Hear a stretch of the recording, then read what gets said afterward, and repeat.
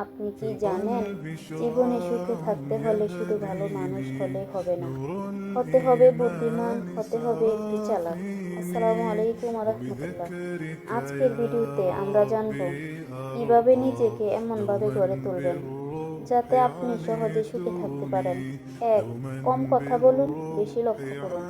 সব জায়গায় নিজের কথা না বলে আগে মানুষকে বুঝুন, এতে আপনি কম ভুল করবেন। 2. আবেগ দিয়ে নয়, বুদ্ধি দিয়ে সিদ্ধান্ত নিন। রাগের মাথায় বা অতিরিক্ত ভালোবাসায় নেওয়া সিদ্ধান্ত জীবনে কষ্ট বাড়ায়। 3. সবাইকে খুশি করার চেষ্টা বন্ধ করুন। সবাইকে খুশি রাখতে গিয়ে আপনি নিজের কষ্ট পাবেন।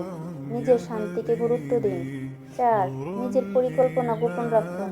আপনার লক্ষ্য সবার কাছে বললে অনেক সময় বাধা আসে। কাজ করে দেখান। 5. না বলতে শিখুন।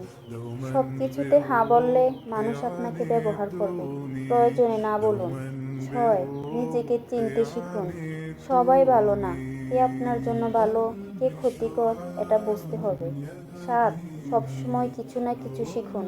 জ্ঞান আপনাকে শক্তিশালী ও আত্মবিশ্বাসী করে তোলে। 8. নিজের মন নিয়ন্ত্রণ করুন।